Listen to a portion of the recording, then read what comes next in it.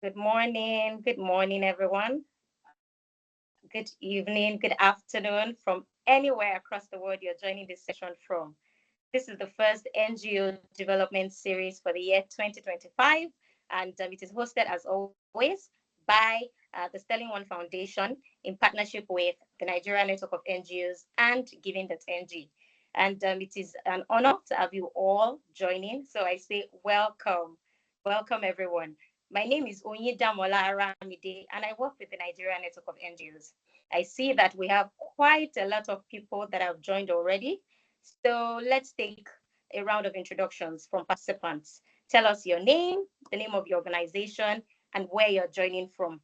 Like I said, I am joining from Nigeria. I work with the Nigeria Network of NGOs, and my name is Onyidamola.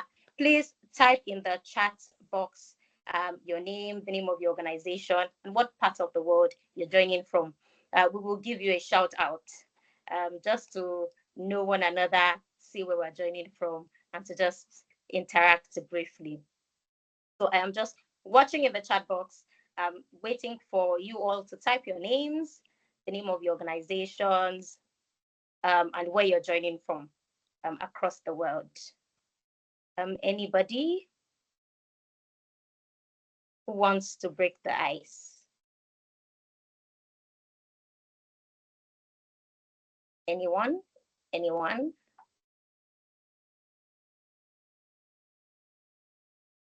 I see that we have Toby Jai already on the call.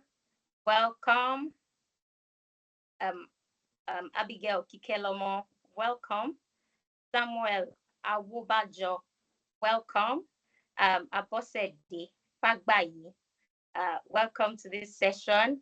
Adamu Garba, welcome. Ambassador Akintayo. Audrey, welcome. Austin, you're all welcome to this session. It is lovely to have you all joining so early. And of course, we are starting as early as we can, just so that you understand that we respect your time, and we really, really appreciate your presence. Kabiru Adisa, welcome. Just type what country you're joining this session from. Let us meet one another. Ulufemi Oyedeji, welcome. Oh, I see. Yes, Samuel Awubajo from Lagos, Nigeria, Chess in Slum Africa, welcome. Oye, this is joining from the world, welcome. Yaya Umar, HDDS Initiatives, Yola Adamawa, welcome. Kehinde Oyin Konsola from Grace Agbanla Foundation from Nigeria. Buki Akinsomoyi, and that's Aigi Mukede Foundation from Nigeria as well. Welcome, everybody. I'm just doing a quick round of shout outs for us to wait a bit and have more participants joining. Babagari Baraya, welcome from Development Foundation, from Mumusi People's Development Foundation. Welcome. Ruben Amara, Site Savers, Lagos, Nigeria. It is a pleasure to have you joining. Boluwatife Shofola from Lagos, Nigeria. You're program manager for United Way Nigeria. Welcome. I'm so excited to welcome you all. It is a pleasure, as always, to have you joining the session. Thank you all so much. I see that some other people are still sending in their names and making their introductions. Let me give a shout out to Olufemi Oyedeji, is the CEO of Save the Future of Children here in Nigeria, Kwara State. Welcome. I see Abosede Akinyemi as well, from Fortune Health Plus Initiative, Oyo State. Welcome. There are quite a number of other organizations from Oyo State as well that has made their introductions. I may not, be able to go through everybody. However, note that I am welcoming you all. I am doing a generic shout out, and I'm saying welcome. Thank you so much for joining. Thank you all for joining today. Welcome, welcome, welcome. All right. If there are no other people that would like to send in the introductions, we will just dive in straight to the session. So now today's conversation will center on foreign aid politics. We're going to be looking at how civil society organizations can navigate the funding squeeze. We know that quite recently, there have been a significant funding shortage to the humanitarian sector due to reduction in funding or complete stoppage of funding from development partners across the world. We also know that civil society organizations rely on grants and humanitarian donations to fund their programs and interventions. However, there has been a considerable threat to the sustainability of critical support that NGOs and social enterprises have enjoyed over the years. In the just recent past, the UK disbanded DFID and merged some of the functions with Foreign, Commonwealth, and Development Office. Also, with the return of the President of the United States, Donald Trump, into office, there is now the closure of many USAID funding across the country. And so the future of individuals and organizations now lie in the balance as to how the needed social support can get to many organizations. And so the theme of today, foreign aid politics and how to navigate the funding squeeze, is targeted at providing practical solutions to not-for-profit on how they can muster enough resources to continue the good work that they do across the country. We have prolific speakers in the house, and of course, they are civil society leaders. Although one of them is not yet in the session, however, she will be joining shortly. But before we go there, let me just do a quick webinar norms. Let me just provide us with quick webinar norms just so we're all on the same page. Please note to all attendees that you can ask questions via the chat box. If you have questions, you have something that you need clarifications on, or you just want to ask questions either during the panel session or during the Q&A part of the event, please send your questions via the chat box. We will collate everything and provide responses in due time. Also, rest assured that this webinar is being recorded. And so the recording will be sent to everyone after the session. So you don't have to continue to ask if it is being recorded. Be assured that it is being recorded, and we will share the recording. Before we get to the conversation itself, let's take some welcome remarks from Mrs. Olakweju Ibekwe. She's the CEO of Sterling One Foundation. Madam, you have the floor for the next 10 minutes. Thank you so much, Oyindamola, for such a wonderful introduction. I must at this point also join Oyindamola to sincerely welcome our guests and our participants from different parts of the globe. Thank you so much for joining us on this very first webinar in 2025. I would also need to appreciate our speakers. Thank you so much. Dr. Omokudu, Dr. Oyebisi, and Sheila Oje, and of course Lillian that will be joining us very soon. I'll be sharing a few welcome remarks over the next couple of minutes, and I would like to tell you about us, especially for those that are joining this webinar for the first time. This webinar, of course, is in partnership with the Nigeria Network of NGOs, who have been our partners since 2021. I must really appreciate Dr. UBC for this awesome partnership in supporting the development ecosystem across the continent, and also Giving.ng. To know more about us, Sterling One Foundation is a registered not-for-profit organization and established by Sterling Bank, but we have a separate board of trustees. We seek to have an inclusive and prosperous continent where everyone thrives. Our focus areas are health education, climate action and food security, while we mainstream gender equality and youth empowerment in our programming. How can you work with us? How can you partner with us? We have a partner crowdfunding platform called Giving.ng, and it is the continent's first free and only free crowdfunding platform that gives grants for social impact on it. Interestingly, before the end of this year, we'll be unveiling a new Giving.ng platform. So this is the first time we're sharing with our community. It's coming very, soon. We've gotten feedback concerning the existing one, and so we're rebuilding. And so this is just to let everyone know, to keep your fingers crossed. It's coming very soon, bigger, better, and better funded. That's the word, to meet your financial needs in view of the developments across the globe. And that's why we're here today. This platform offers free services. It's the first free service crowdfunding platform in Nigeria. And please confirm you can see my slides, Oyindamola. Yes, you can. Fantastic. You can get up to ₦1 million in grants for your project. We're looking actually also exploring increasing that amount this year. It serves individuals. You don't have an NGO, but you want to do good. You can raise funds on Giving.ng. You're a registered not-for-profit, an association, a church, a mosque. You can raise funds on Giving.ng. Even corporate organizations can do bespoke fundraising for projects they are passionate about, targeting their staff. So we can do something bespoke for corporate organizations and SMEs. And of course, we also support the government. These are some of the past beneficiaries of the grants on Giving.ng. That's the boss at the 100K Club, Dr. Chinonso Egemba, and that's Nikki Laoye, the boss at Angel for Life Foundation, the executive director there, and that's another school.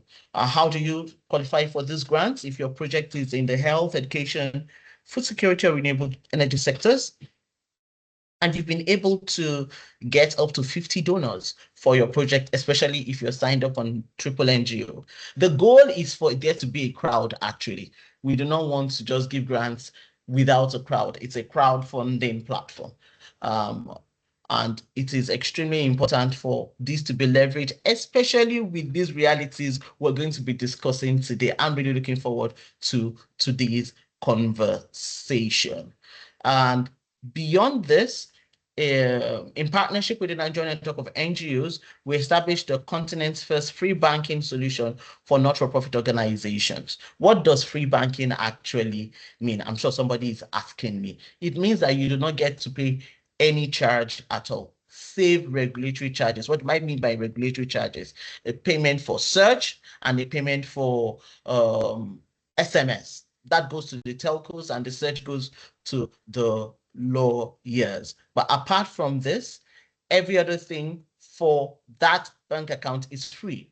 And this is to support the development ecosystem. And you can get more information on sterling.ng/cares to be able to leverage that opportunity. It helps you, of course, to manage your NGO better. You don't have to spend so much money on transaction charges. They are non-existent on this solution. And you can do that on sterling.ng/cares. Like I said, no transaction fees and no initial or minimum deposits.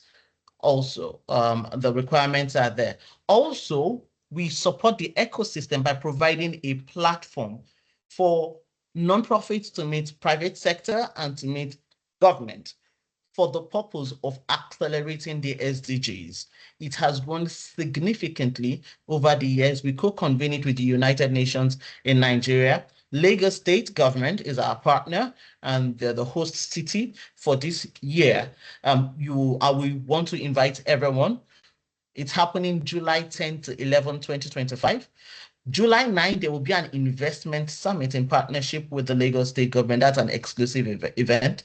But July 10 to 11 is open to everyone. You can go on the website, theimpactsummit.org, to register and be a part of this community. More than ever, this is actually required. Now, more partnerships are required internally. And I'm sure we will hear more about that as these conversations go forward. Now, to why we are here. A lot has happened from January till now. We've had a lot of side conversations, side events. There have been job losses. What will happen to NGOs? We've had different concerns raised by different partners. And we are glad that in partnership with the Nigeria Network of NGOs, we can address these issues. I would like you to get ready your pen and paper, write your questions. How will you survive? How will you scale? How will you grow? All those questions, get them ready. We have an excellent expert panel to address all those issues. And I really trust that by the end of today's session, you will have all the responses to your questions. And at Sterling One Foundation, we will be glad to partner with you. We've already let you know how you can partner with us, and we'll be glad to help you achieve your impact goals and accelerate the Sustainable Development Goals achievement in Nigeria and Africa. We invite you to follow us on social media. If there are other things we can do to support you, you will definitely get to know once you follow us on social media. You can follow us at One Foundation, at Giving.ng, and at the impactsummit.org. Thank you so much. At this point, I hand over to Onyedamola. Thank you for your time. Thank you, Mrs. Ibekwe. Thank you so much for all of those insights and remarks. And indeed, we're keeping our fingers crossed, ahead of the launch of the new Giving.ng website. It's such an exciting thing. So let's dive in with the profile of our prolific and expert discussants today. Ms. Sheila OJ is on the panel. She's an executive leader with a track record in impact communications, partnership development, and digital transformation. Most recently, she served as country manager of the Africa Management Institute, Nigeria, driving strategic partnerships and workforce development initiatives. Her career spans leadership roles in both public and private sector, including as Director of Strategy Partnerships and Stakeholder Management at the Lagos State Employment Trust Fund. Welcome, Ms. OJ. It's lovely to have you on the panel today. Thank you for having me. Welcome. Also on the panel, we have Mr. Oluseyi Babatunde Oyebisi, who many of you may know is the Executive Director of the Nigeria Network of NGOs and has dedicated his career to enhancing the operational landscape for civil society organizations in Nigeria. As the ED of NNNGO, he has grown the network from 600 organizations to over 3,800, providing them with a strong platform to influence government policies and drive lasting change. Welcome, Mr. Oyebisi. Are you here? Please turn on your camera so that we can see your face. Welcome, sir. Also on the panel, we have Dr. Omokudu Idogo. Is a distinguished public health expert, a development strategist, and public health leader dedicated to advancing health systems, policy innovation, and social impact.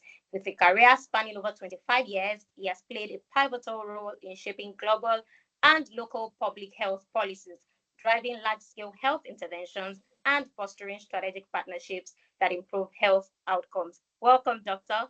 It's a pleasure to have you joining the panel today. Last but not the least is Miss Lillian Adams. She's currently not in the session at the moment, but she will be joining us shortly. She's a law graduate and a young female leader, currently the Chief Executive Officer at the East African Civil Society Organization Forum. She has been working for the past 9 years on activities relating to democracy, governance, peace, security, trade, and investment at the East African region. She has undertaken several courses, including International Tax Justice Academy and under Peace and Security, where she's engaged with the US government on an international visitor exchange program under the topic Countering and Preventing of Violence Extremism. Like I said, she will be joining us shortly. However, we will dive in and just start the session, just get the conversation going before Ms. Lillian joins us. So this is an interactive session. We will be feeling your pulse. That's to our 4 experts, our prolific speakers. We will be trying to understand, getting your insights and knowledge on these issues, just so that we can all come together and look at how we can strategically find solutions to these challenges. Let's start with Mr. Oyebisi. Sure, crisis mode activated, and that is understandable for many civil society organizations. However, with your experience interacting with nonprofits, not just in Nigeria, but across the world, what would you say is the feeling at the moment across the humanitarian sector with regards to the funding freeze? Thank you, Indamola. Let me confirm that you can hear me. We can, loud and clear. Okay.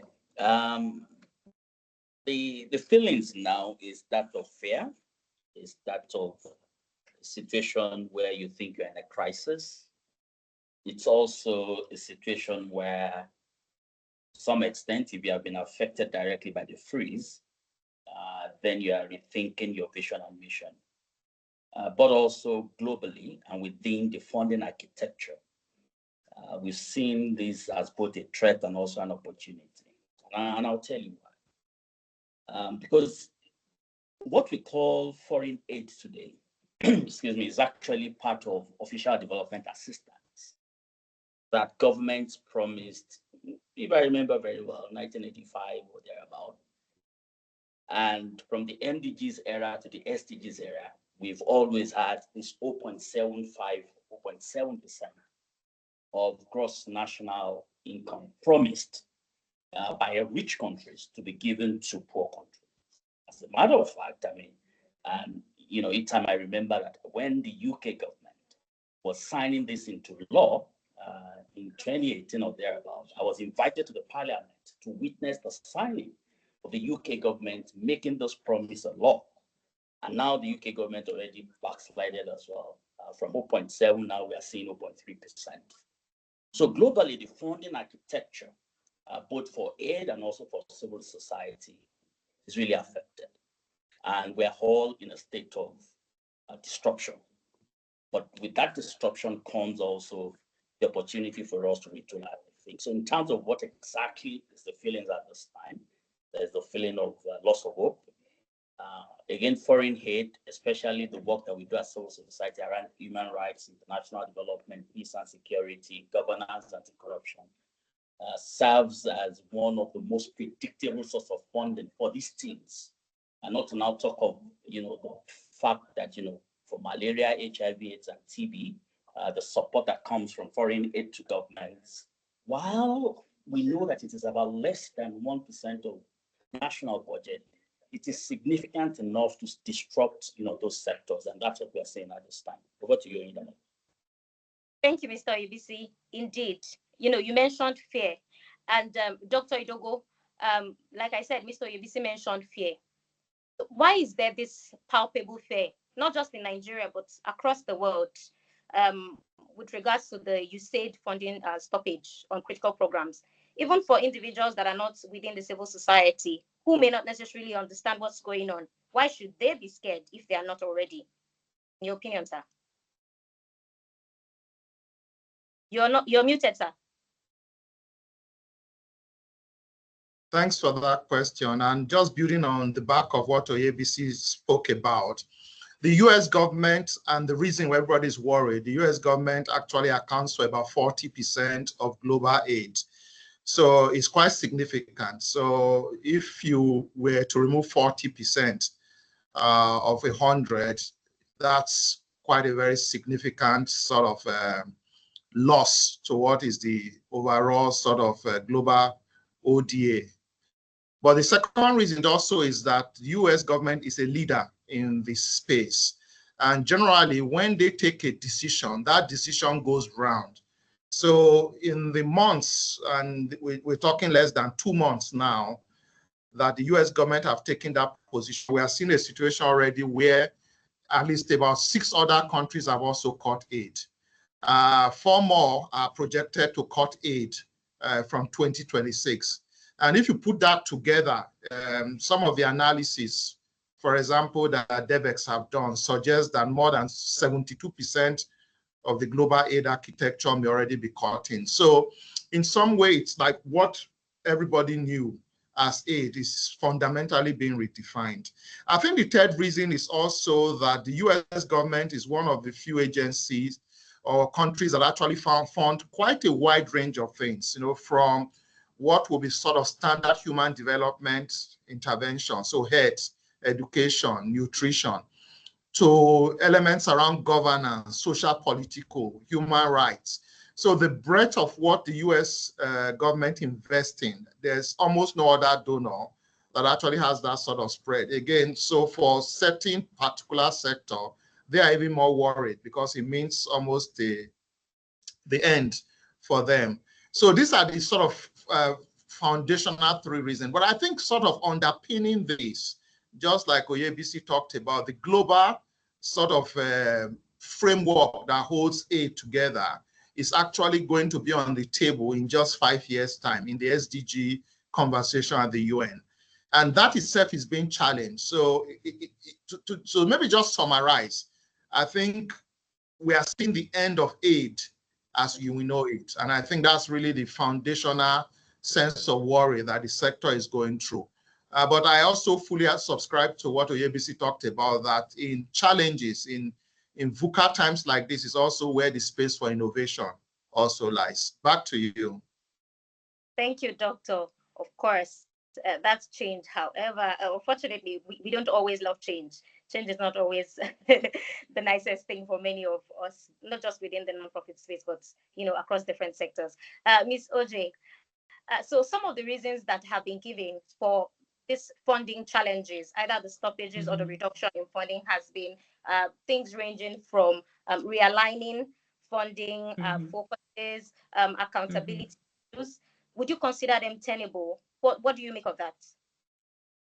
Well, I think, do I consider them tenable? I believe so. However, as you can see, the reasons, just like you mentioned, it varies across, right? So for some, it's just economic reasons, right? If we look at the world today, there is a lot of, obviously, or maybe not obviously, it's just like a recession, right, happening.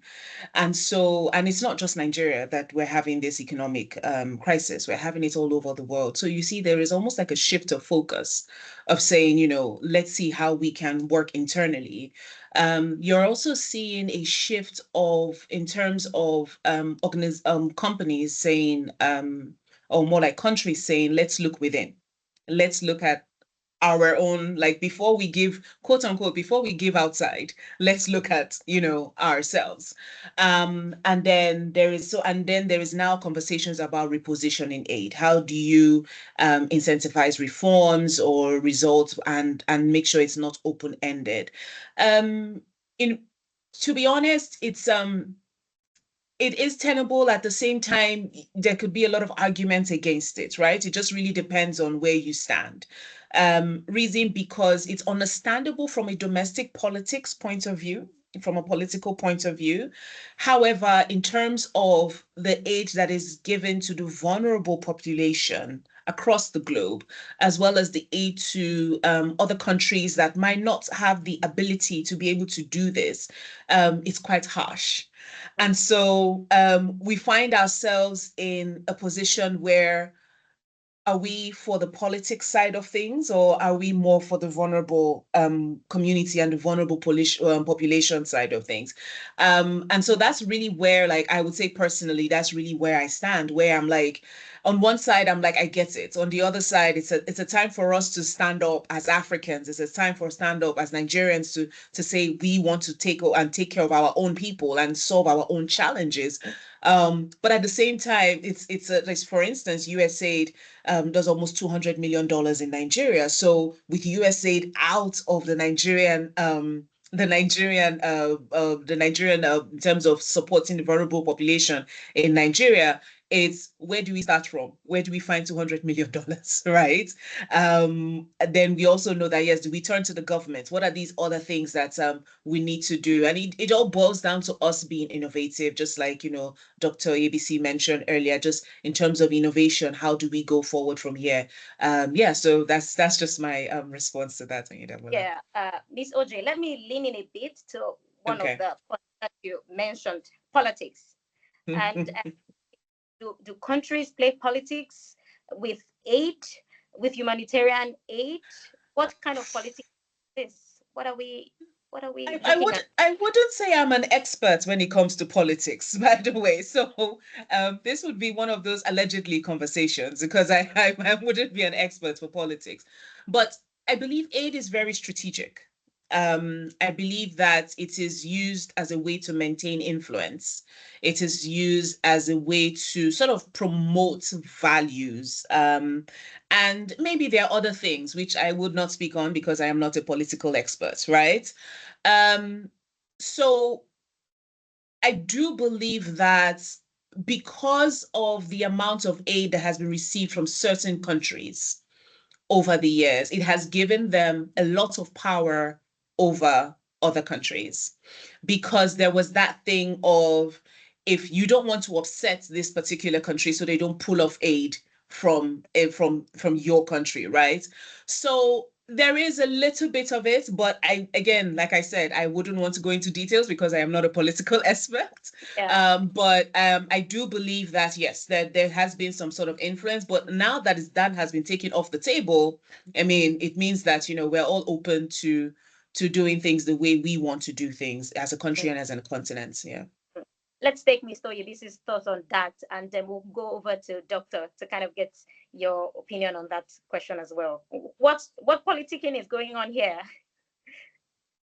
Oyindamola, I won't use the word politicking. I will put it under foreign policy, and to say that the American foreign policy is around three things: defense, diplomacy, and development. Under development is where you have found that soft power that USAID wields. And I'd like to use the example of an Egwadubu, you know, who is always there for all of us. You know, when a problem happens, Egwadubu says, don't worry, I got you.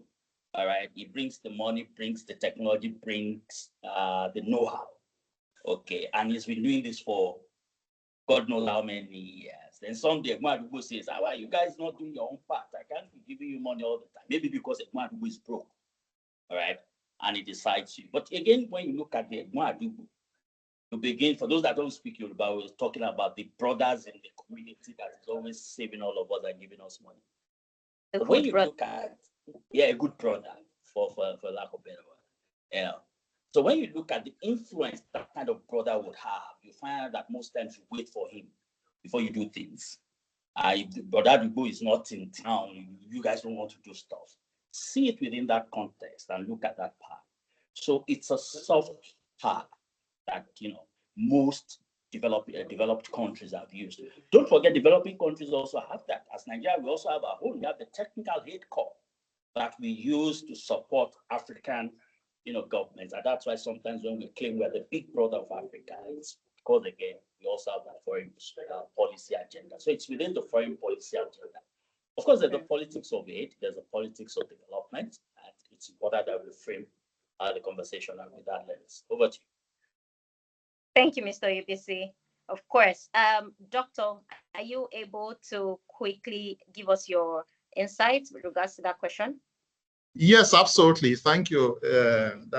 I think the first thing really is that aid has never been about charity. And I think that's foundationally where we've always struggled. We've always seen aid from a help, a charity perspective. Aid has always been tied.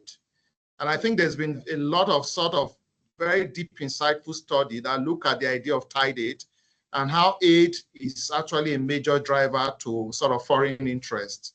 And I think what we are seeing now is a foundational shift in some of the sort of geo-ideologies that have held the world for many years. The structure of the aid industry today was built after the Second World War, and it was built at a time where there was a Cold War. But for example, in 1991, one of the two powers, so to say, without naming names, actually collapsed. And so for the last literally since 91, we've run almost a unipolar world. You understand what I'm saying? And so there's a lot of reevaluation really happening across the globe in terms of what is important. The same way, if you look at globalization, I think there are folks who have struggled with how far globalization have gone in the context of their own national identity. So there's a lot actually happening. And like I often say to people, I just see the decisions, for example, by the Americans as a strategic business decision. That is just looking at the moment, trying to figure out that in my business model, looking at the operating environment, what do I need to do at this point in time to stay relevant, to survive? Sometimes even element of even surviving domestically before you can play in the new sort of changed ideological space that's out there. And back to you, Oyindamola. Thank you so much, Doctor. I see that Ms. Lillian is on the call. Good afternoon, madam. Can you unmute yourself so that we can ask you a question? Okay, so I know that you're just getting in the call. However, I want to quickly get your thoughts on this particular question that all the other panelists have provided insights to. So we have been talking about the foreign aid freeze, and we're looking at Ms. OJ mentioned something about, politics coming into play, and, we're trying to look at it from the angle of what's politics got to do with it? Is this the kind of politicking? Does this exist within the humanitarian aid sector? Ms. Alex, if you're able to quickly give us your thoughts on that.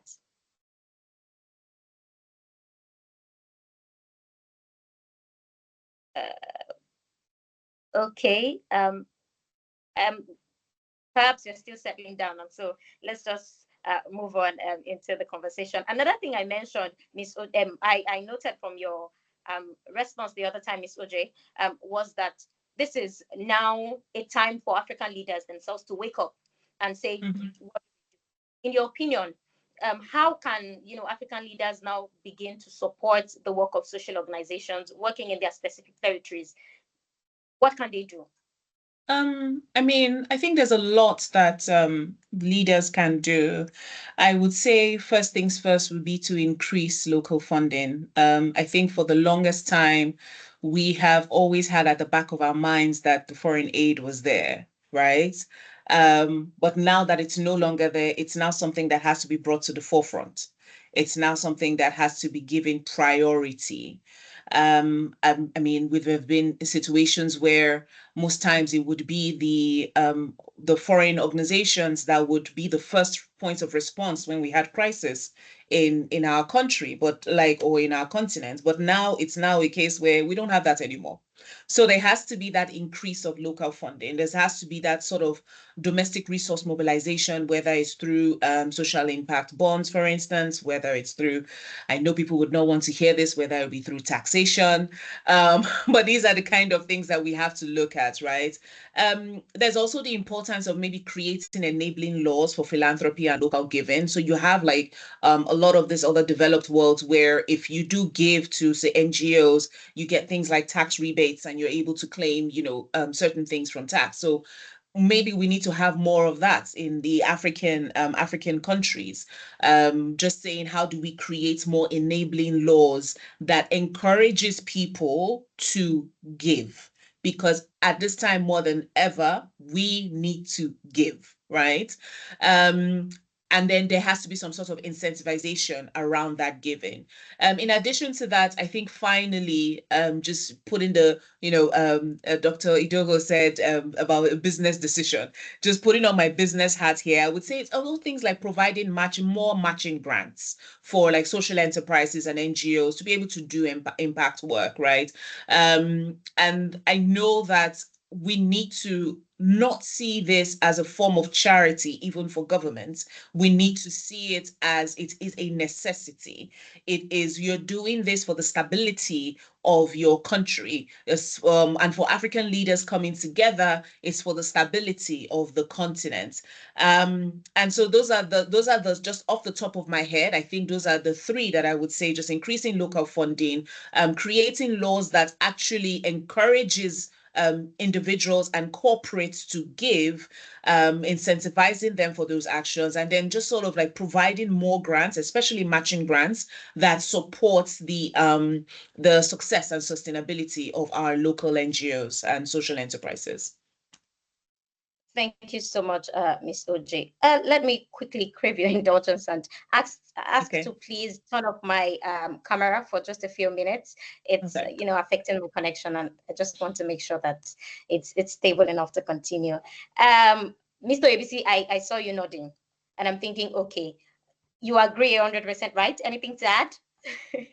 I agree 110% with that thought, but also to add that we now need to start thinking as well around skills-based volunteering, where we can get individuals with skills who would be happy to give some time, but also to now talk about enabling environments for investments and non-profit investments. And this has to be conversations between us and our regulators. How do we move from incorporated trustees to Part B, which would be limited by guarantee, in ways that allows us to be able to do business.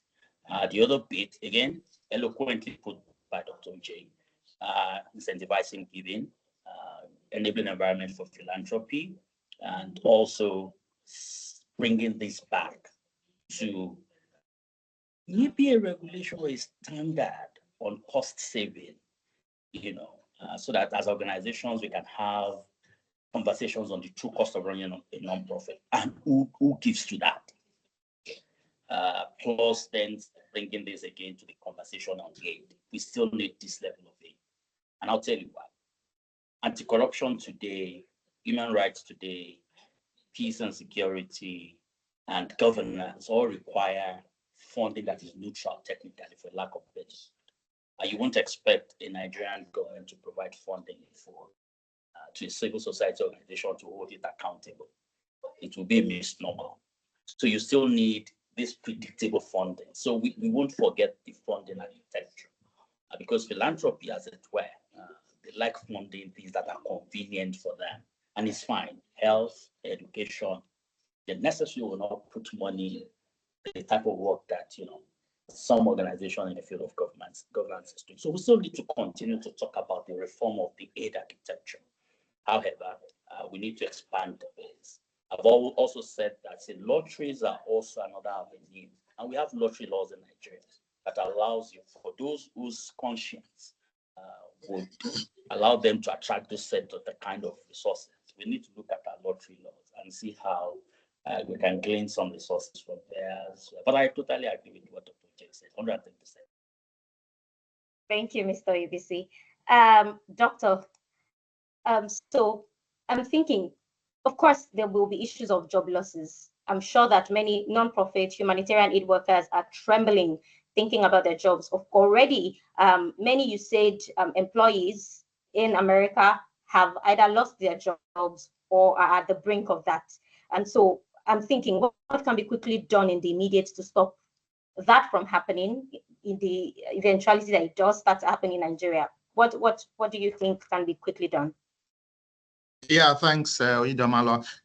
I think first and foremost, just to say we've also already sustained job losses. So I don't think it's even a matter of when it gets here. It's the stop work actually saw more than 28,000, particularly frontline workers, lose their job in the health sector alone, sort of discounting for the other sector.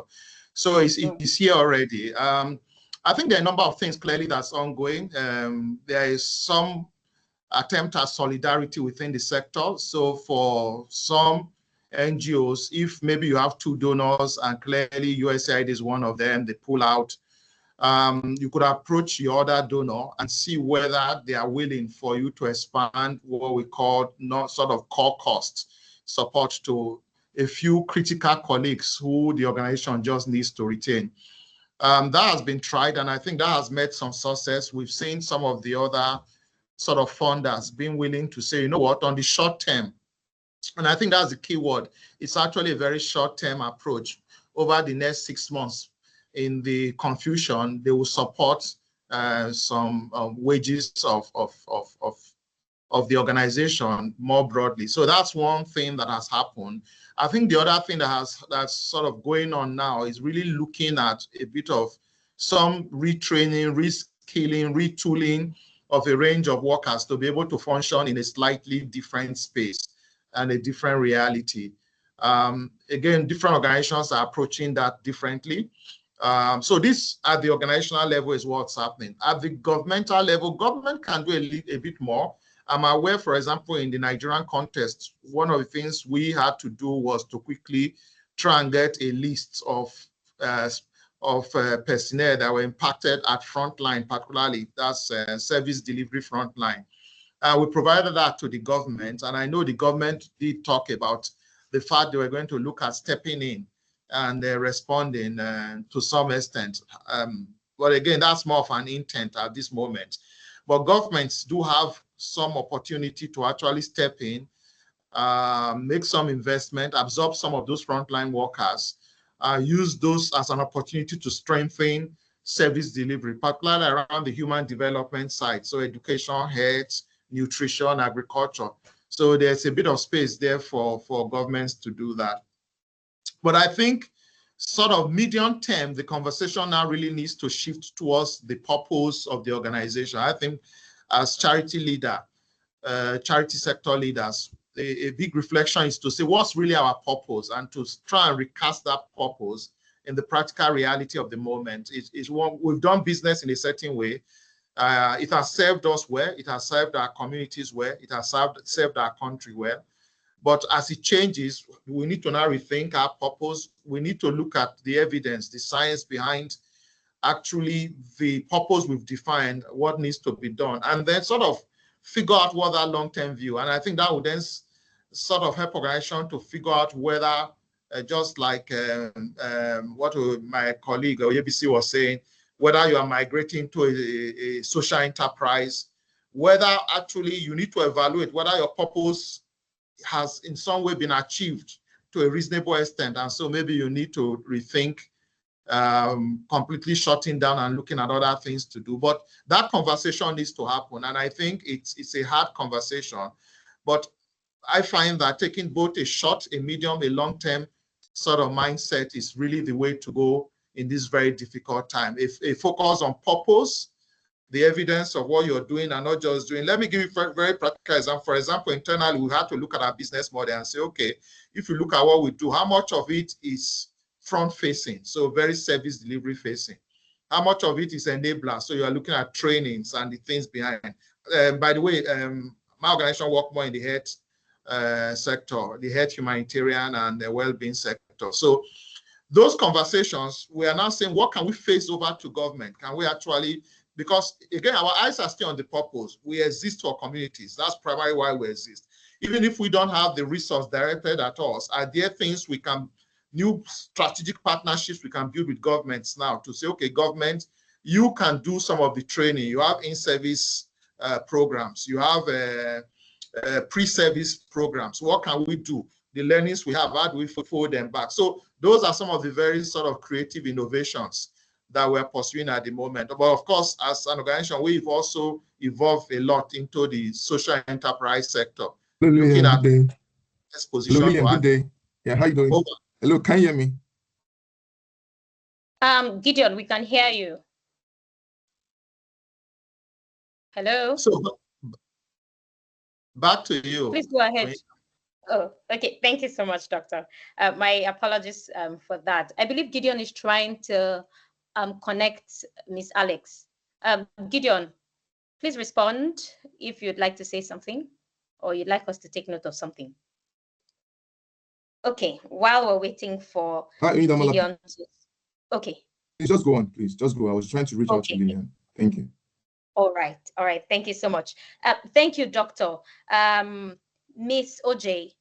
So in Doctor's last summation, he spoke a lot about government, and, you know, their place and and their work and all of this.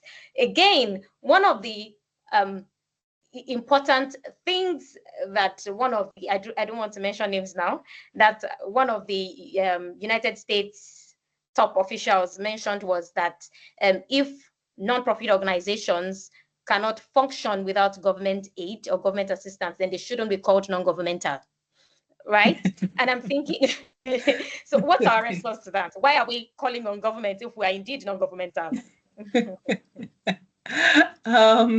I don't know if I'm the best person to answer that. I think it should be Dr. ABC to answer that particular question. We will circle back to him. But let's hear your thoughts on that. So we will take. I will take that question back to Dr. ABC on why are we called non-government. Okay, Mr. ABC. Mr. ABC, what would you say? Excuse me. I mean, again, I've been given a PhD certificate on this course. So I'm claiming it in Jesus' name, but I'm not one yet. I think the honest truth is the perception of different leaders, whether a private sector leader, a public sector leader, or a non-profit sector leader, about non-profit is mixed. And I totally agree with him in part to say that if you really need government support to function as a non-profit, then maybe you're not in the right set of business, or your business model isn't right. Because you would naturally expect that citizens would give to the type of work that you do to sustain it. Because again, government funding isn't sustainable, as we have seen. However, because non-profits can also help government in delivering services in ways that helps government to save costs or to be more agile or to be more effective, or because non-profits have the expertise and the mastery of those teams, you begin to see some partnership in that regards. And that kind of work has to be paid for, being in form of contract or consultancies. Don't also forget that amidst everything that is happening, there's the politics of it, and there's the mis and disinformation that is happening. And for us that have worked in developing economy or emerging economies, we've always said to ourselves, the most sustainable form of funding for the sector is individual giving. But you can't strengthen that individual giving without, again, engaging with government to help you incentivize it. So that's why, again, whatever I said, he has right to that opinion, especially as a business guy. But for those of us in the field of development, we do know that you need some level of government funding, either to support services or to help guarantee civic space or civil rights in other countries and provide some level of funding for those type of teams or strands of work that needs to keep democracy going. But in this chaos that we are in, all opinions are valid, especially if you're a strategic leader, and you can factor all of those thoughts in your risk analysis, fundraising mechanism, and also addressing, your resilience and sustainability going forward. Thank you, Mr. ABC, for that save. Thank you. All right. Miss Alex, I wonder if you're ready to take any question. If you are, kindly turn on your camera so that I know that you're here with us. Miss Alex, that's our fourth panelist. Like I mentioned at the beginning of the webinar, she was unable to join us early on because she had prior commitments. But now she's here. Welcome. It's a huge pleasure to have you finally joining. So we have been discussing the funding freeze, funding shortage, the USAID funding freeze, and all of the funding challenges that have recently plagued the humanitarian sector across the world, and not just Nigeria. And one of the things that we have mentioned in the conversation is the fact that NGOs now need to look at how to generate funding internally, look at other streams of income for resource mobilization. But then I'm thinking, if we're looking at it from the aspect of formation under the Part F of the Companies and Allied Matters Act in Nigeria, would it be ethical for NGOs to engage in related businesses to help the sustainability of their work? How can we manage that?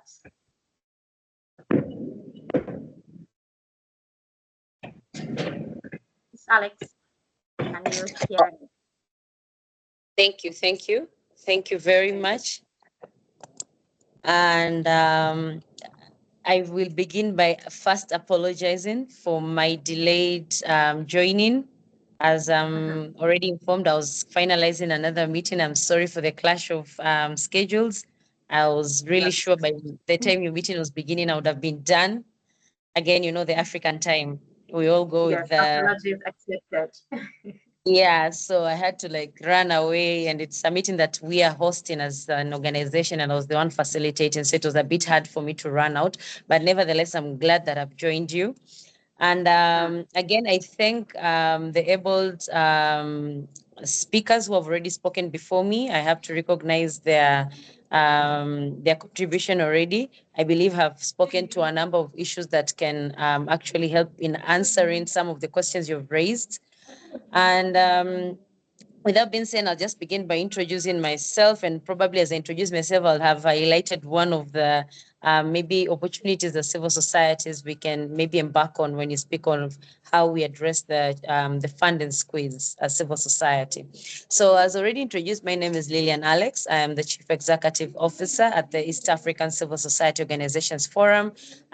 We are working, we're based at the Secretariat that is in Tanzania, in Arusha, Tanzania. And we operate across the East African region, that is across the 8 partner states where we have national chapters situated. And it's interesting that we're having this conversation today, where I was just facilitating a meeting around a donor round table for EACSOF, but also as we are preparing for the upcoming Civil Society Summit that is scheduled to take place in May in Nairobi, Kenya. So I was really looking at the programs and I'm like, wow. And one of the things we were just rediscussing in the past 10 minutes was basically around the whole of the donor squeeze, the challenges, and how as civil society we can come up with possible ways to fundraise to have this summit a success, but also for the future of East Africa civil society.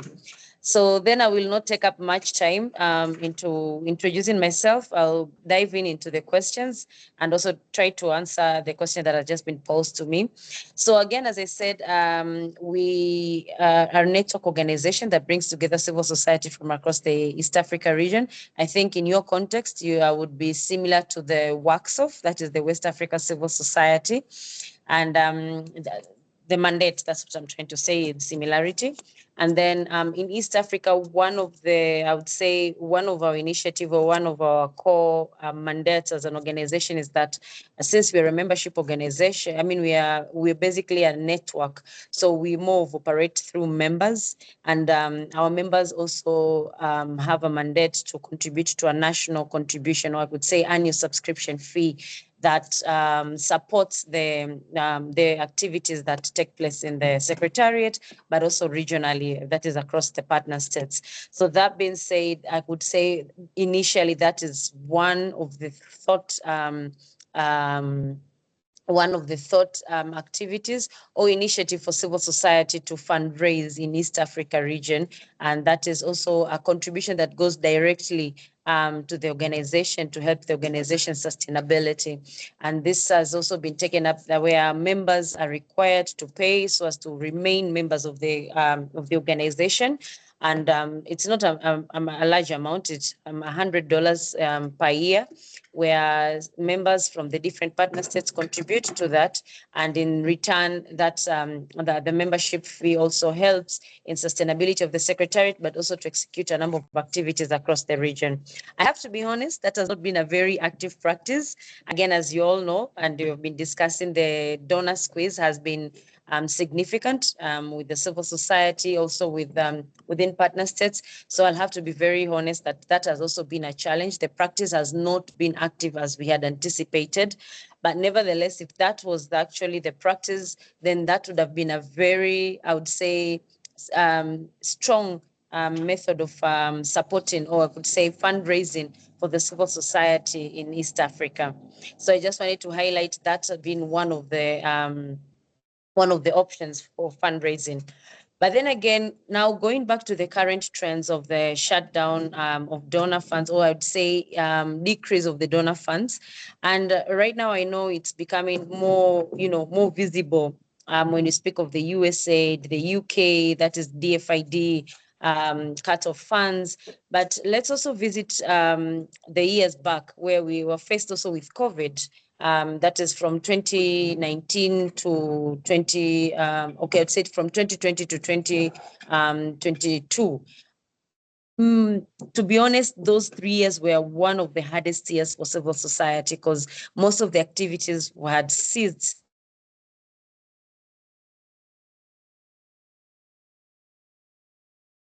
Hello, Miss Alex. Are you there?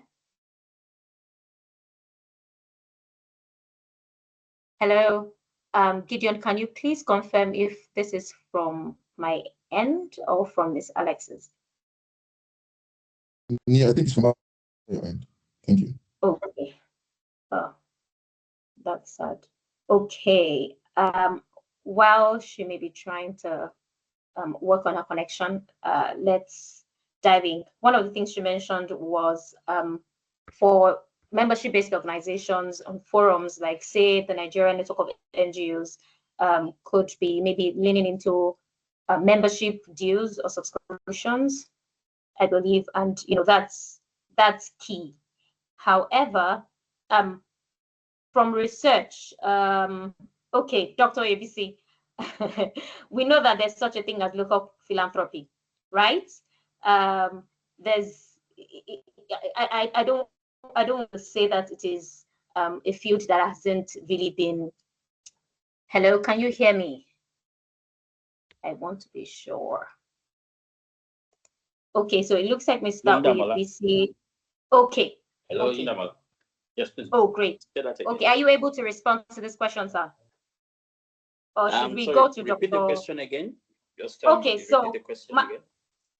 My question is, what can local philanthropists do to accelerate the shortfall of the funding across the world? Let's just get your insight and then go to Dr.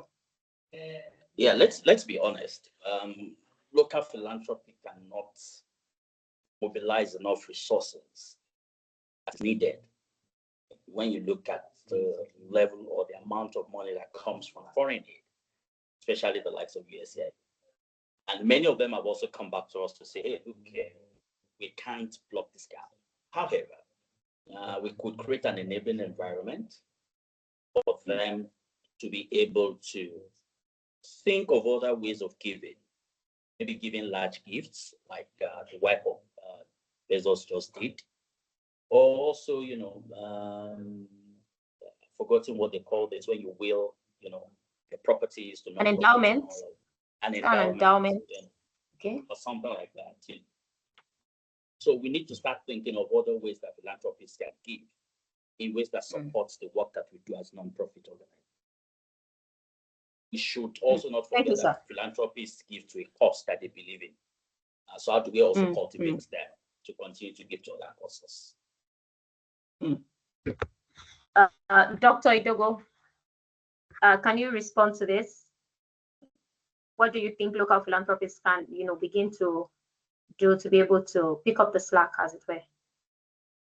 I think it more starts from the policy space. I think even as we think through our tax law and tax structure as a country, in the specific case of Nigeria, maybe other African countries, we must start creating an incentive system that actually encourage local philanthropy to give. I think one of the things that is really critical is if you look at the Western world, in most of them, if I do give, it becomes a tax deductible in my financial at the end of the year. So there is a very statutory incentive to actually give in those countries. And that's why you see philanthropy actually being very matured in those countries. So I think that it's a first step really, which is to work hard to build the sort of incentive system that actually allow philanthropy, particularly at individual level. And I think even to some extent corporate. I do know corporate now, you could actually do something then and sort of take that off your tax bill.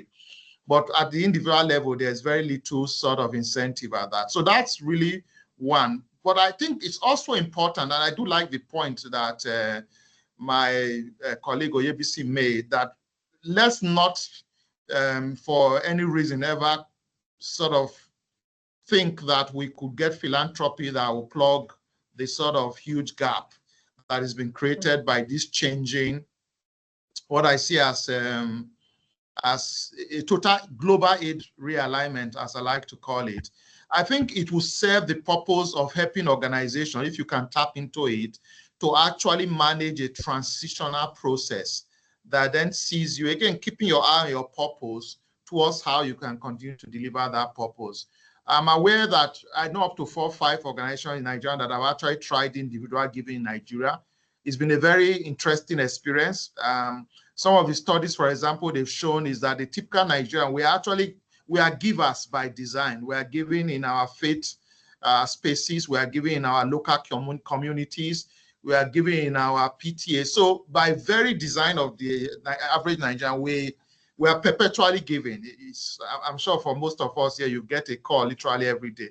So what we are trying to do here is actually to formalize and create a system that's parallel to that. And so it does require a bit of really deep reflection on, for example, why would I want to give to a charity A or a charity B when I could actually also pass that into the folks in my village? So those are some of the very deep conversations that as a sector, we also have to think about. And I think It's just to say all politics is local, and even in the context of giving, politics defines itself, even in local philanthropy. Back to you.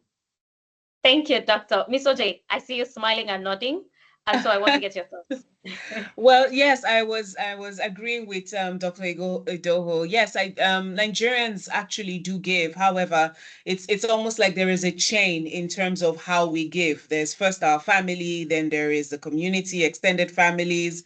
And so and I know right now there's a lot of conversations on how do we encourage individual giving. And I'm glad that, you know, Sterling One Foundation has a platform like Giving.ng, right, which is supposed to help encourage that.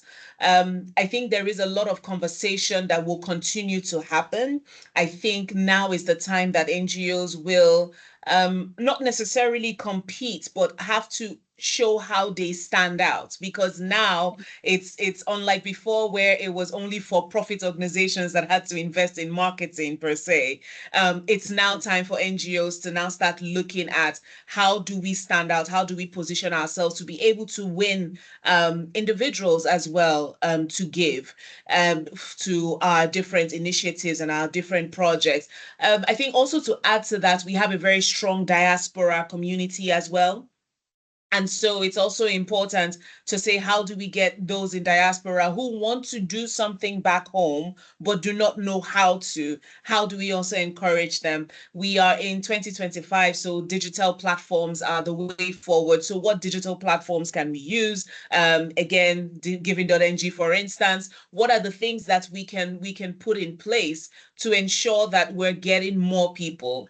It will not at any point be able to fill the gap that is missing. The government, we will still need the government. We will still need the large donors. But however, it would go a long way. So even if it was given towards a community or given to a particular initiative, I think it's also just being able to sort of bring that awareness and teaching that culture of actually philanthropy, of knowing that it's not about if you have all the billions and all the millions in the world.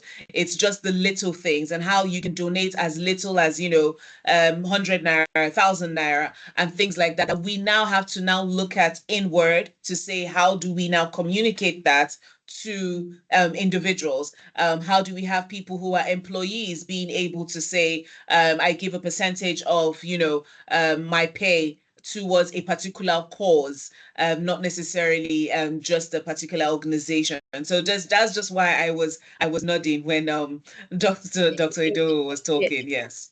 Yeah, indeed, and very insightful thoughts that you're bringing in, and I completely agree. We need to start weaving philanthropy into the fabrics of our society. It becomes a cultural thing, and it's easier to get people to, think of donating an endowment fund or something of the sort.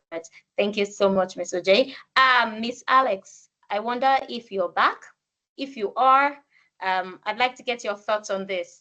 We know that some organizations most likely are set to close shops, either due to their inability to get funding or at all. They've never gotten funding at all. And, the funding stoppages, shortages have, made it even harder for them to be able to access funding. What would you advise? Thank you. Just to catch up from the previous speaker and when I actually broke off, I was alluding to the time of COVID and specifically highlighting the challenges that civil society faced then. For us, I will speak of the current realities we faced during COVID and also after that. In East Africa, it was during COVID that civil society was also very much hit strongly. And then we had a lot of organizations shut down. And so as I was speaking to the contributions, that is the membership contribution phase, it was then that we started seeing a shift of wave for civil society to participate or even contribute as members. That is the funding completely cut off because there were no activities, and being stagnant for just even 1 year as a civil society organization, that is a very long time. And for you to get back on your feet, that doesn't happen overnight. So then again, what I was trying to say is that we as civil society have already faced that wave. And the first time I think we actually faced the reality was during COVID. Then after COVID again, now the survival has also been not very, active or efficient as we had anticipated.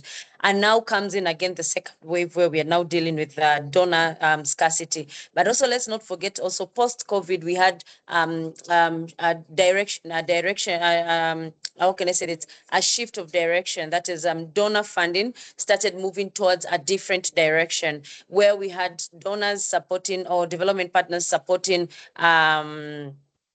supporting CSOs for humanitarian activities, for society, grassroots society activities. Then we now had development partners speaking more about trade, speaking more around the direction on profit margins. But also with the outbreak of the war, I remember we had, I myself had a point where we had some development partners telling us we have now shifted our attention to the Ukraine war, to the Gaza, the Palestine war. And then now you as civil society are also left to seeing how best you can survive around that, because then there's a lot of shift of donor funding and interest given to the current trades of the world that we were facing then. That was back in 2022, 2023. And then now what is happening currently is now even amplifying what has already been there. So what I'm trying to say here is that the funding cut has been there. Probably it has been coming in slowly or radically, but and right now what we are facing is the reality that has already been initiated by the different various factors. Now comes in the USA, it comes in the DFID, and many more probably are born to also head to the same direction. But also we are seeing the current shift of dynamics, that is the world moving, the globe is actually moving towards trade, and everyone is trying to survive. You hear every partner state or every country in the world is complaining about the economical fluctuations, and every country is actually worried. And that also goes back to the donors. They themselves are also feeling, they're feeling the challenges, they're feeling the heat. If you look at most of these donor agencies who have been funding African organizations, have been receiving most of their funding through their governments, that is through the taxes that are being given, being paid by the citizens within their countries. So it's more of a donor, it's more of a government to donor basket funds to now come to Africa. So now everyone is going back to their mother countries. Everyone is looking at what are the current challenges within their countries and how they can face and see how they can solve them. And that is the same thing that we're seeing is also happening with America. So then again, this brings us back as civil societies to see how we tap into already our own existing frameworks, which is not very easy, I have to be honest. I'm just here right now sitting in a meeting, and the main agenda that we are moving toward is to see how we can tap base into the private sector. And I remember when actually in this meeting, when Arome was reaching out to me and telling me about the bank and all that, and I was like, yeah, this is the way to go right now as civil society. We need to start looking for ways on how we generate income. That is one. That is, I know as most of our laws are, we are more of non-income generating organizations, or we are more of charity-based organizations. But with the current trends, with the current world, we need to see how we start amending these policies and to see how civil society can also engage on some of these, income-based initiatives to support survival. Otherwise, we are also bound to have a lot of civil societies shut down this year. And it's not only going to be in East Africa, but I'm saying this is going to be a whole continental effect that is going to be felt across the African continent. So then again, what is left for us? For some of us, we are really trying to touch base with some of the companies that are now within the continent. Private sector has also, from time to time, tried to engage with civil society, but we have to be honest with the realities that we also don't speak the same language most of the time. So it's now time to start civil society. We are now trying to see how we can sit down with the private companies and find a point on where we can merge our interests, where we can link up on some of the things we think we can work on together. That is private sector together with civil society.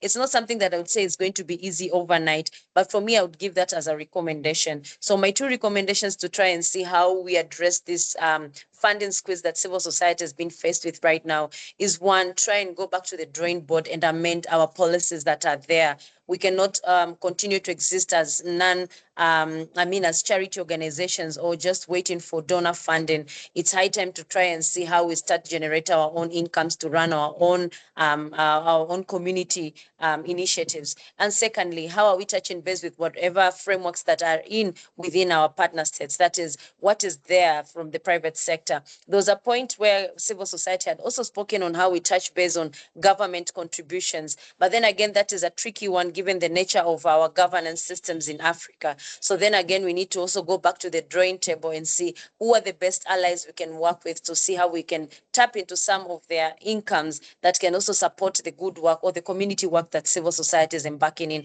at national levels. So for me, those are some of the things I would just want to highlight in this meeting and to hear some of your ideas as well. It's very evident we need to come up with internal solutions, internal driven initiatives that can help support the work of civil society. Because right now, looking out at the donor world, it's going to be quite a challenge given the current global trends that we are facing. And I think it's high time as civil society, we have capacitated ourselves enough to know what is at stake, what is needed to be done, and to see how we can forge partnerships internally. So basically, that is what I wanted to contribute to. Thank you very much.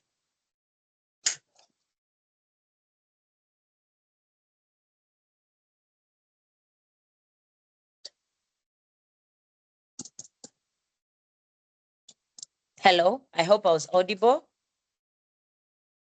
Yes. My apologies. So, this is the final question for this session, and then we will dive into the Q&A. And before we go, my panelists, I would just like to get final thoughts for this session. And we're basically forecasting. And so I want the thoughts of everyone on the panel on this. And my question is, do you foresee a more robust funding plan from the United States or other developed countries to support humanitarian work across sectors at some point in the future? Is it something that you think could possibly happen? We can start with Mr. ABC because I believe he's about to leave. I might want to be an incurable optimist. The future, which I'm forecasting as the next 5 years, doesn't look promising, especially when you look at Canada moving its also foreign aid to defense, Netherlands cutting aid, Sweden, that's the Swedish Development Agency, cutting aid, Netherlands doing the same, France already doing the same, Germany doing the same. So my forecast is that the next 5 years will be driven by those me first or a kind of protectionism thinking around foreign aid. However, if we seize the opportunity as local nonprofits, we can move the needle on a lot of elements. And this is where we need some political and policy innovation on how to address the funding gap for our sector. Political innovation in the sense that how do we get governments, maybe political parties, to start funding governance issues? How do we get political foundations also to start doing the same? We have the likes of ADI, which is a democratic, platform that is funding governance all over. So we need to start looking at those models, and that's where the political innovation comes in. The policy innovation is the discussion with regulators, tax authorities, with the Ministry of Planning on how best to incentivize local giving.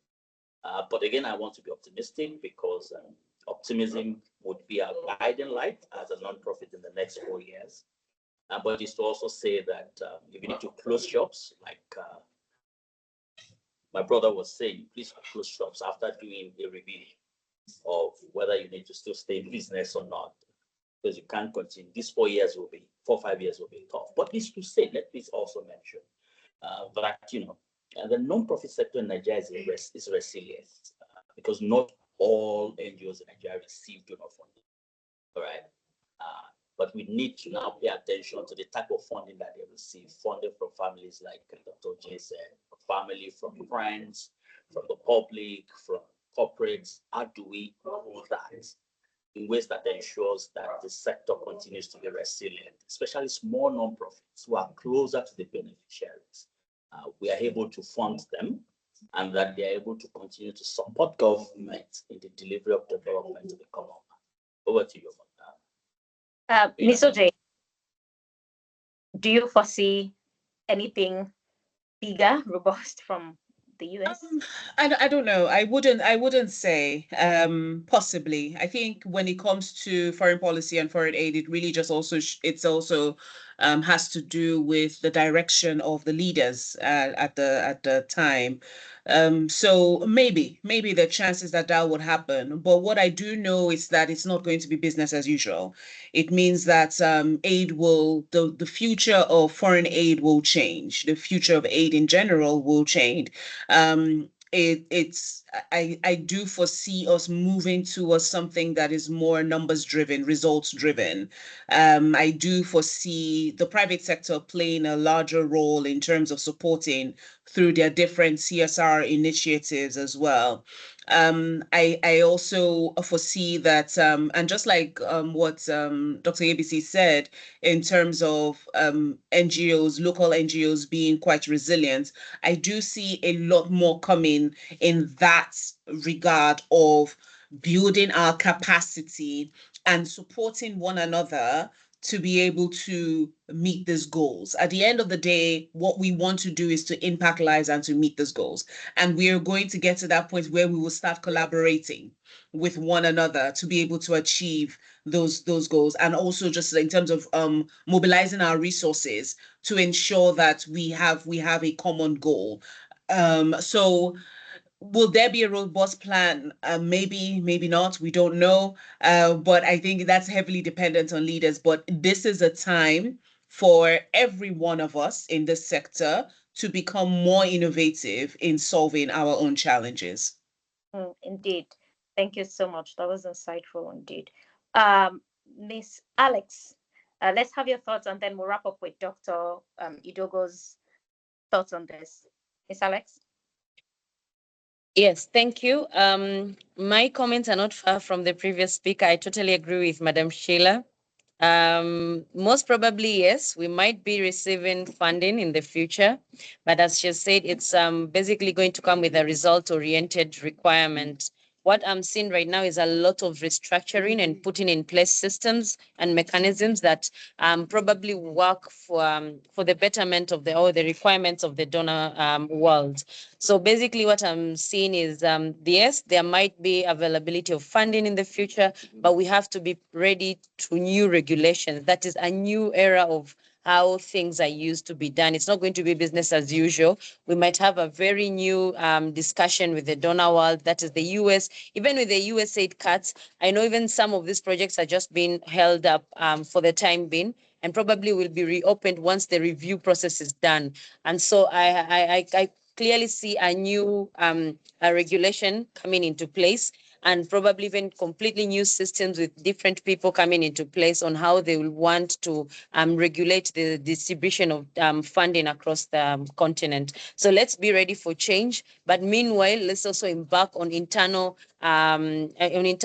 possible avenues that can work for the civil society organizations within Africa, rather than only waiting for what the international world has to offer. Thank you. Indeed. Thank you, Ms. Alex. And I agree. Of course, the localization agenda will also drive the future of funding. So that's something to look at as well. Dr. Idogo, what are your thoughts on this before we go to Q&A session? Yeah, thanks, Damola. I think first and foremost, I align with the points that have been laid out. I think, however, I doubt whether we can get back to the volume of aid that we had about maybe 5-6 years back. However, we're going to get to a slightly better season than this. The designs of those instruments will be very different. I think sometimes when we talk about aid, we are talking more around the grants, which are the untied elements around aid. However, aid actually has many components. Some of the biggest components of aid historically have always been around blended finance. So blended financing is going to increase. We're going to see a lot more blended finance. We're going to see some work around social sort of impact investing from a range of these donors. We're going to see more pay for results. And I absolutely align with what my colleague Lillian just talked about. We're going to see whole new regulation, even for the grants element that is out there. And I think really what it behoves on us in the sector is we must really start rethinking our new business model. I think that's really it. And one final caveat there, just to say, even without some of the issues we are seeing, 2030 was already, that's the end of the SDG, was already going to be a bit of a endpoint. So what has happened now is almost like a fast tracking. So even though we're going to see a bump in aid, I would say for leaders in the sector, we must always think of a future where on the medium to long term, aid is going to evolve very dramatically and will be replaced by trade and investment. Over. Okay. Thank you so much, sir. Straight to Q&A. I see that there are already some questions in the chat. I would now like to invite all attendees to please send their questions into the Q&A and box, and we will read out your questions. We are collating them, and we will be reading them out, and the panelists will be responding to your questions. I will just quickly go through the chat box now to see some questions that are already in there. However, please refer to the Q&A box to drop in your questions for this session. And here we have a question from Nurain Akindele, and he's saying that how can NGOs stay true to their mission in these uncertain times while also avoiding desperation for funding? Doctor, what do you think? I think the starting point is clarity on that mission. Mission is often long. If it's about well-being and defined in that space, whether it's governance or it's human development, I think as long as you stay true to that mission, it's really critical that that mission drives everything you do. I would say don't trade short-term benefits for what's your long-term sort of survivor. That said, of course, you must also bring some pragmatism in terms of decisioning when you meet or you have to engage donors and clearly look at where they are coming from. And I think it's a season where we all have to sort of doff our emotional intelligence hats. So, for example, if I'm talking to the Americans, I do understand where they are coming from. I look at their three interests, from security to their foreign interests to making them prosperous, which is something, if you're dealing with the Brits, the same thing. But I think overall, I would say stay true to your purpose, because that's really what defines you. Once you leave your purpose, it therefore means you're no longer actually pursuing what you were set up for as an organization. You are not pursuing just survival, which is in the essence of the sector. So back to you, Oyindamola.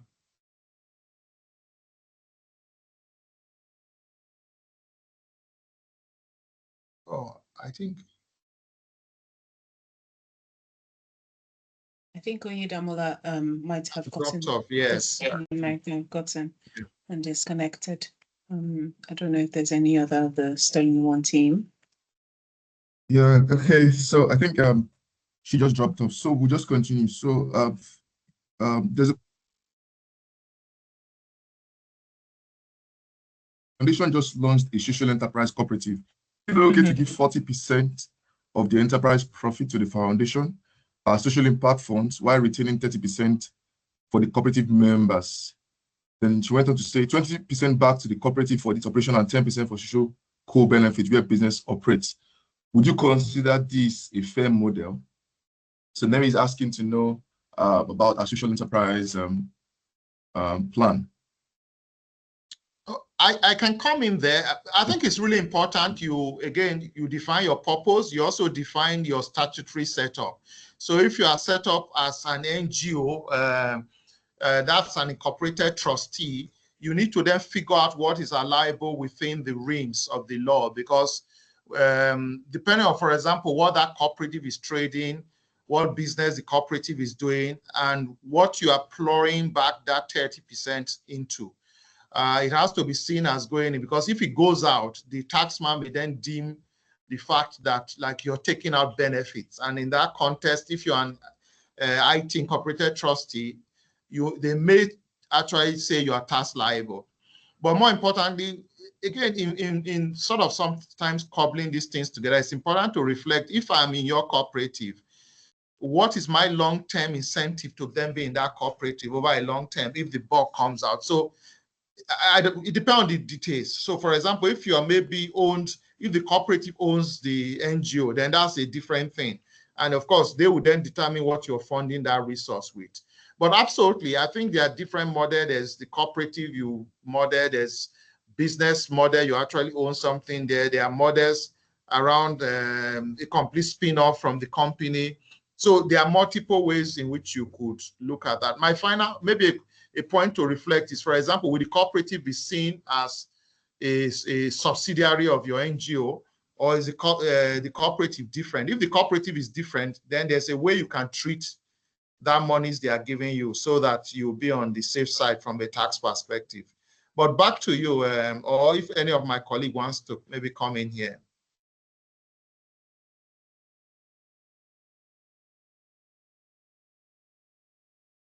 Listen, Mr. Ibisi, what are your thoughts in this regard with respect to the social enterprise question, if you have any addition in this regard?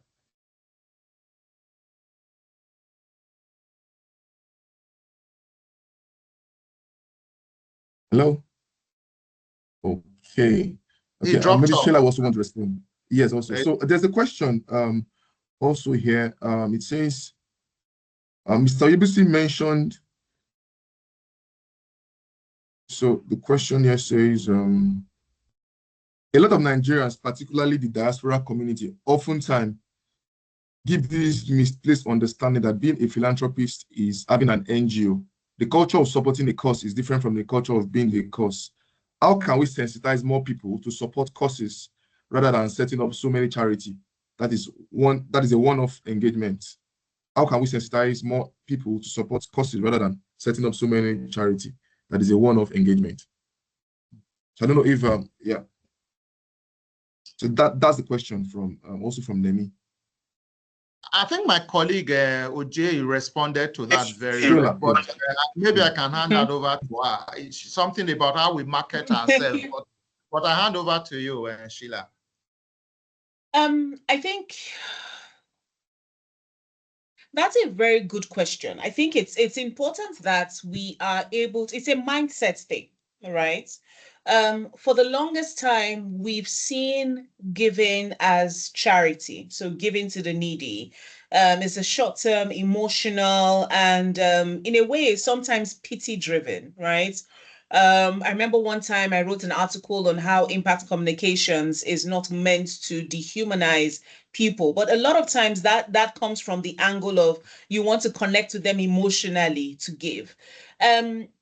If we need to change our mindset from charity to giving to a cause. And giving to a cause means that we are solving a systematic problem, right? So whether it is health, whether it is gender, to closing the gender gap, whether it is youth empowerment, we need to be able to move our mindset to say you're not just giving, you're not just doing charity work, but you are actually solving a problem. And that is what this giving is going towards. And it also means that in how we talk about it, even for us as NGOs, right, in how we communicate. It also means that for NGOs, we also need to move more towards like showing the data and having like in terms of storytelling around the data. We want to be able to show if you're giving towards, say, youth empowerment, and that has to do with skills training, for instance, we want to be able to show, it's important that the NGO is able to show the number of young people, but in addition to the number of young people that have been trained, you also want to show the impact it has now had on the community, how it's been able to increase their income, and how it is in the long term, short and long term, it is solving the problem of either unemployment or solving the issue of having a more income as well. So I think it's very, very important that we look at that, just change from thinking of it as charity to be more of cause, more of we want to solve that problem. And I would always bring this back to the NGOs, right? How do you communicate? So it's the little things like, are you saying donate? partner with us. You know, things like that is what you need to start. There's little things that we need to start looking at in terms of changing that overall mindset. But I do agree that it's, especially for those in diaspora, it's often seen as, oh, I'm just, you know, quote unquote, giving back, but it's charity. And that's why you see everyone has a foundation. Everyone has a thing that they're doing, right? And it's important that the more we talk about the different causes, the more we talk about how these causes are solving a problem and how we need to sort of collaborate and partner together to solve that particular challenge. Thank you very much, Madam Sheila. It's a very wonderful. So there are a lot of questions beginning from participants. Okay, so Jamilu Gide says, how long will Nigeria remain a perpetually consumer to seeker of foreign aid? That was his first question. I mean, how long will Nigeria continue? And he went on to say, as many people lost their jobs unimaginably this year, what different approach would there be in place to avoid the future red flag? So I think we need to respond to Jamilu Gide.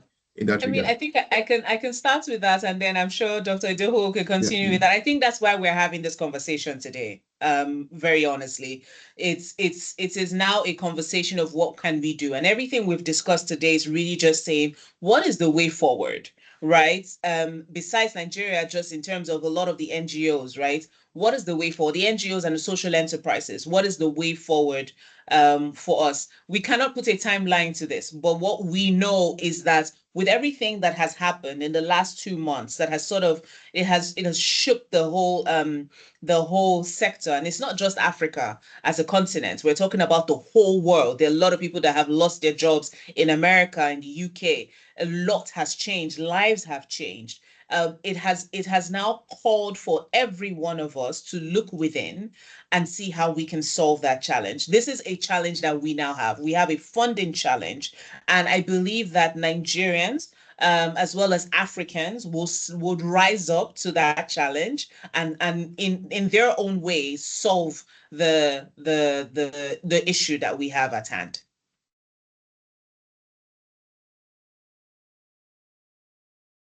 Thank you so much, Sheila. So how long will Nigeria remain a perpetual consumer seeker of foreign aid? Dr. Makudu. Okay, again, let me put up a head warning, like my sister Sheila say. I'm not a public politics expert, but I think it's important that sometimes when we make a diagnosis of a problem, we always must be clear which lens we are using to look at it. You see, a lot of what we do in governmental cycle, if there's one personal reflection I've had in this season, is that when I sit with my friends that are in government, they see it very differently from how we in the sector see it. So, which in itself is a very interesting reality check for me on a very personal note, because it does mean, to a large extent, if I follow, for example, the participant question, how long do we be a foreign aid? There are friends in government who argue how much of that foreign aid actually fits into what Nigerian does. And maybe let me put perspective. Overseas development assistance in Nigeria is actually less than 5% of our budget. So it's actually quite small. So as a country, Nigeria isn't necessarily dependent on aid, as many of us would believe. So if you look at the statistic, the government of Nigeria funds the vast majority of things. But however, if you take a sectoral analysis, you look at certain sector, for example, like HIV. In HIV is funded almost close to 90%, I think going down up to 85% by donors. So there are sectors that are heavily dependent on donor, but overall as an envelope, Nigeria ODA is relatively small. Of course, across the continent, it will be different, because if you were to visit some other countries, ODA can be as high as 40%. And so it will be a major problem. But in my response to that particular question, from the governmental side, they will not see foreign aid really as a major issue. And that's why even with all this, you notice there's been very little formal public statement, really, from their perspective. However, from our side, of course, it's a major issue. And I think, like all my co-panelists have talked about this afternoon, that's why we're having this panel. It's a reflective point for all of us. And again, I reiterate, is for us to first of all relook at our purpose. So if my purpose, for example, is that Nigerians or Africans have a healthy lives, I really need to go back to the analysis now to say, where is government at now? Are they getting the healthy life? And truly, if that purpose is being served, we could basically reevaluate what we then need to do. What is our role as NGO? Because many of us, maybe I think for a couple for friends who are on online, many of us may not realize that NGO as an entity was not something very well known in Nigeria until 1999. So it was in 1999 that the concept of NGO actually grew quite large. If you look back, for example, in the 70s, in the 80s, in Nigeria, even in the 90s, there were very few NGOs in this country, very, very few NGOs. You could literally count them. But it was the sort of knock-on of military rule that then sort of the poverty that followed that actually then grew that. So a reflection point is, again, back to our purpose. Is the government of the day, are they slowly, incrementally starting to sort of deliver on the social contract? If they are delivering on the social contract, what is then our role in that social contract? And we've had conversation earlier. How can we form a bit of an advocacy body to maybe, again, engage governments and say, in the context, government by design sort of exists to deliver a social contract, that we as civil society can help you to deliver that social contract. This is where we add value. This is where we add value. This is where we add value. So I think that's clearly something that this season calls for. But again, it does mean as a sector, we need to think through what is our purpose and what is our offerings. Because like one thing I say to people, if you look at a lot of friends in the sector I speak to, it's all, we are very heavy on training, but we are seeing government increasingly saying, look, we can handle our trainings. So we need to now think, what is our frontline service delivery? Because that's potentially where we can get government to buy our services. So maybe I pause here and back to you.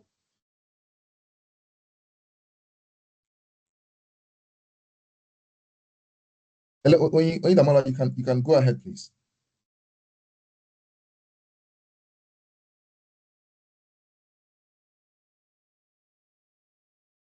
If Damola, if you are on, I have a hard stop in a few minutes. Yes, we'll be wrapping up in a few minutes. Just want to take this last question from Moses Amagbo. Moses' question says, is there a plan to take meetings such as this to the grassroots so that NGOs at the grassroots can benefit from contribution that has been made? I wouldn't know where Moses is coming from, but he's saying, is there a plan to make meetings such as this to engage to the grassroots? Is there a plan to take meetings such as this to the grassroots so that those NGOs at the grassroots can benefit from contributions that has been made on this call? So maybe Moses, you may want to state what call you're referring to. I believe he's talking about this particular conversation, and I think this is where Sterling One Foundation comes into play in terms of how do we increase the reach in terms of these conversations. But I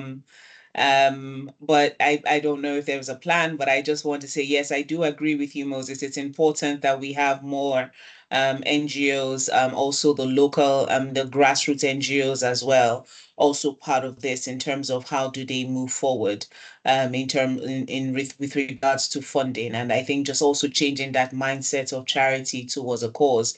I think what is more important is how do we collaborate together to be able to achieve these goals? Do we collaborate? Collaboration and partnerships is very key.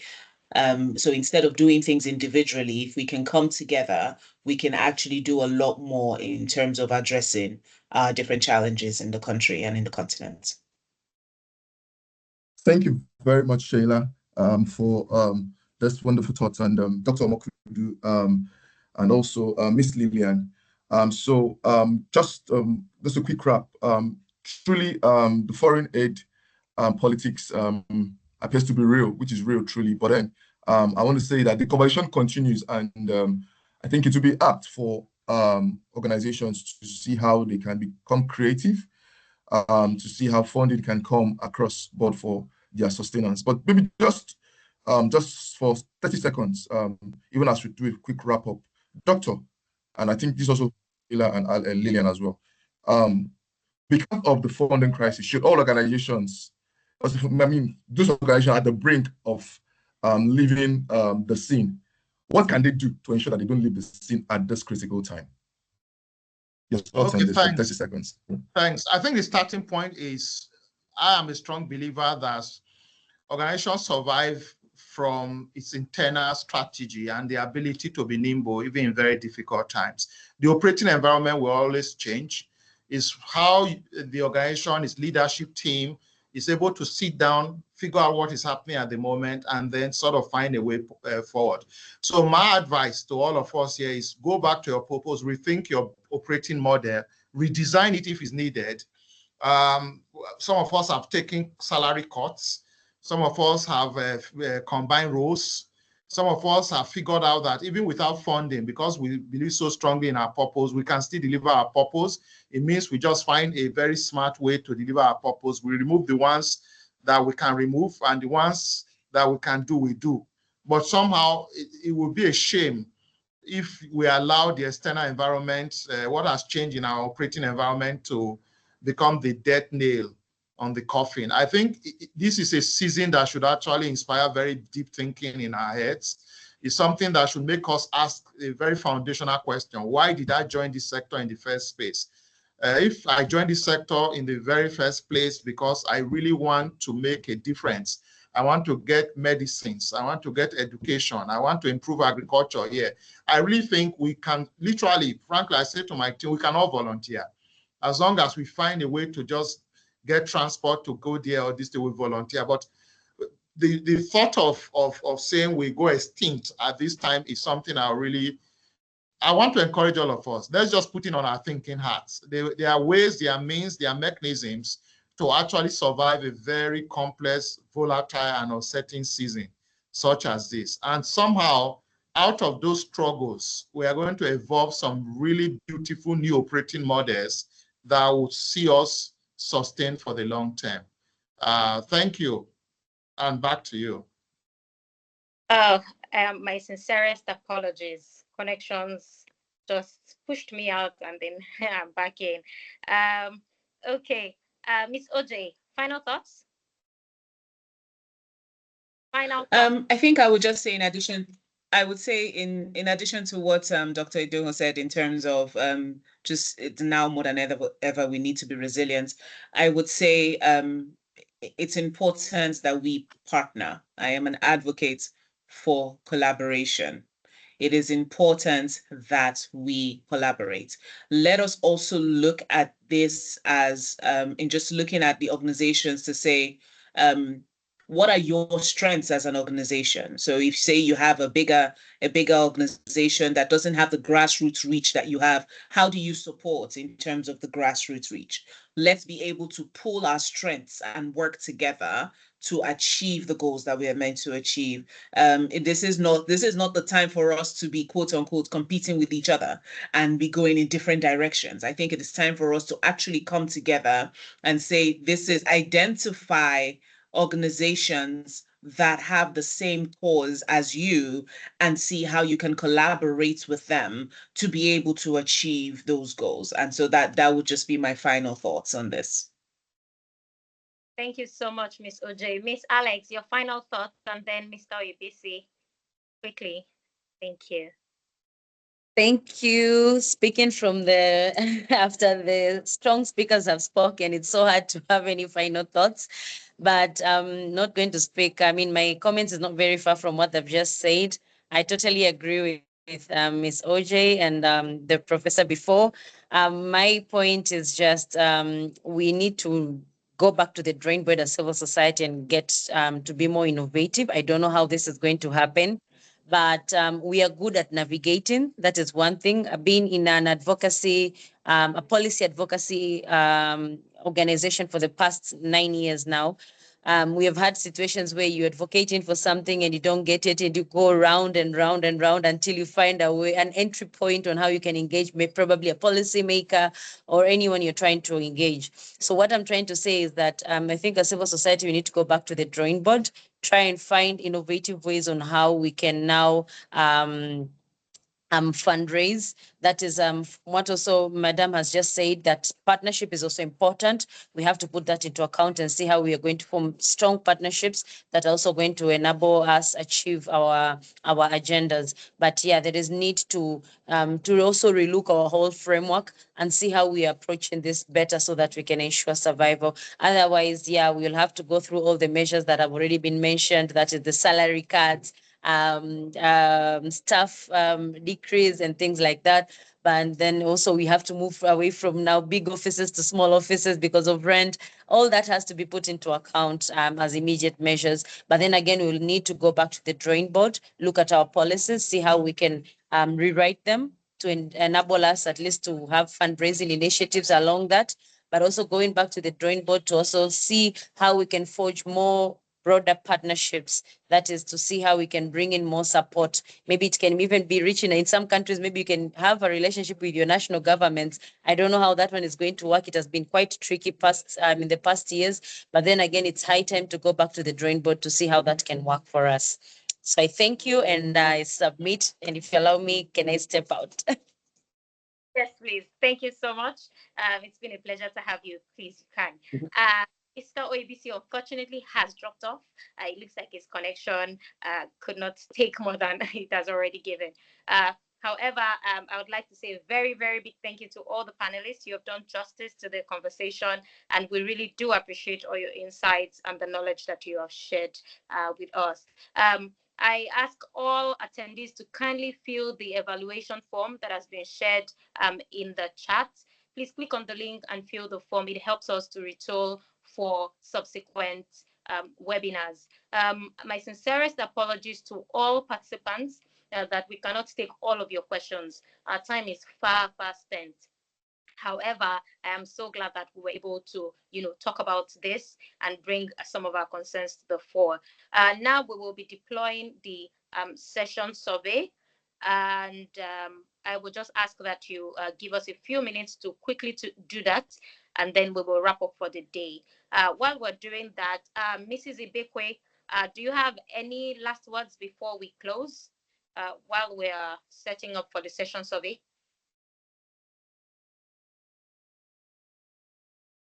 Mrs. Ibekwe. Okay, so I was just planning for Mrs. Ibekwe. Okay, so once again, thank you everyone for joining us today.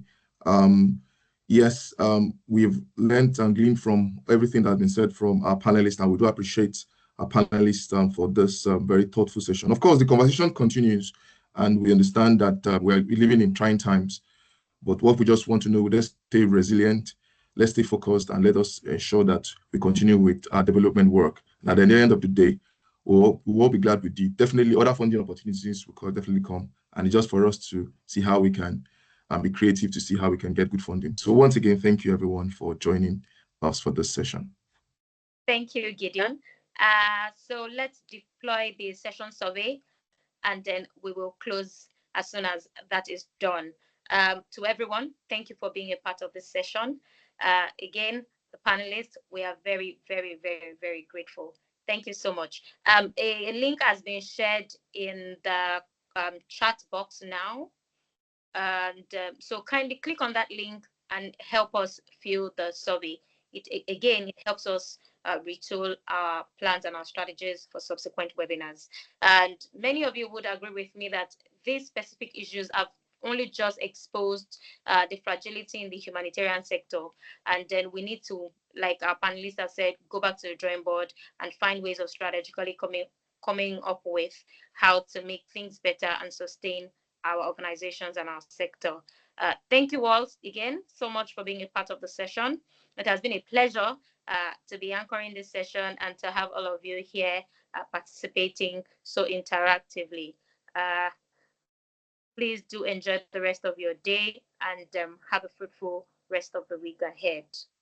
Bye-bye, and please fill the evaluation form and the session survey as well.